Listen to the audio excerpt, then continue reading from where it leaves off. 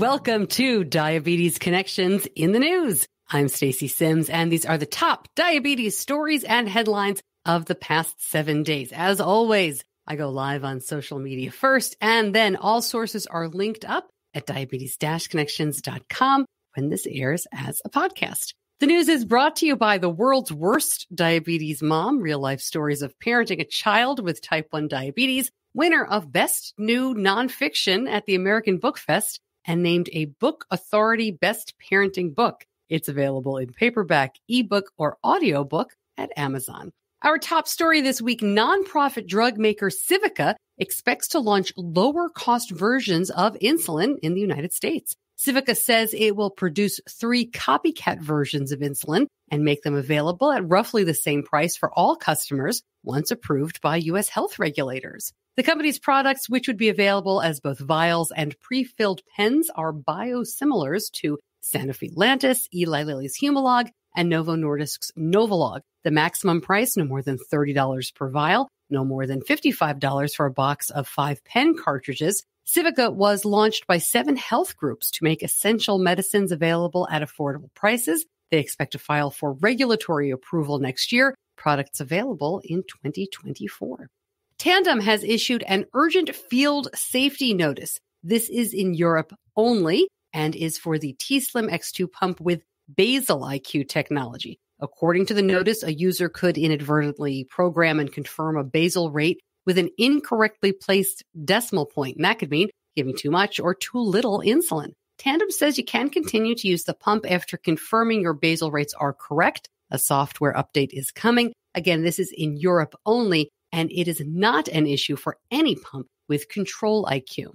Interesting new potential treatment for diabetic retinopathy. Retinopathy happens when the disease damages tiny blood vessels in the eye, reducing blood flow to nerve cells in the retina.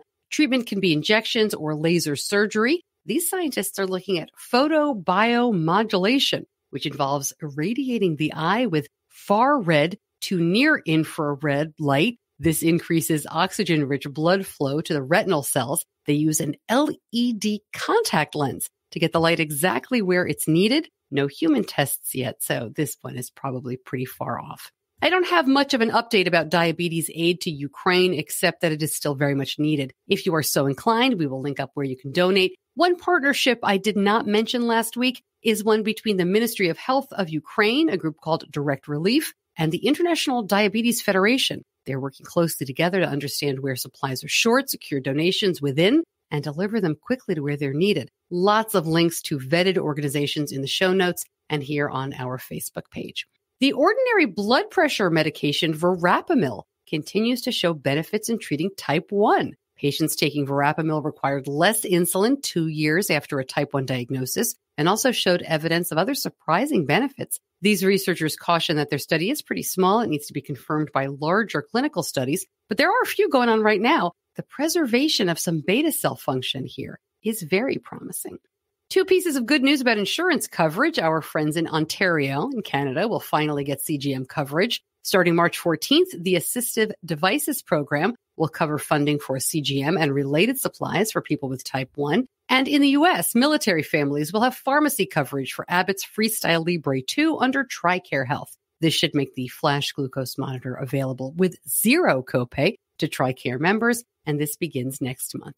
Bringing some awareness of how common a misdiagnosis is when an adult has type 1, professional golfer J.J. Spawn is speaking up. He was diagnosed with type 2, but after a couple of years of struggling, he found the right doctor and the right diagnosis. He next plays in the Players' Championship, that's this week, and we will see if we can spot the Libre on his arm. Our long format episode this week is all about Pixar's Turning Red. You have heard about this, I am sure. There are 2 background characters in the movie with diabetes, and we've got the behind-the-scenes story about why and how this happened. And next week, why the Star Trek community pushed a T1D Kickstarter campaign over the top. Listen wherever you get your podcasts. Thank you so much for joining me for In the News this week. If you like it, please share it, and I'll see you back here soon. Diabetes Connections is a production of Stacey Sims Media. All rights reserved, all wrongs avenged.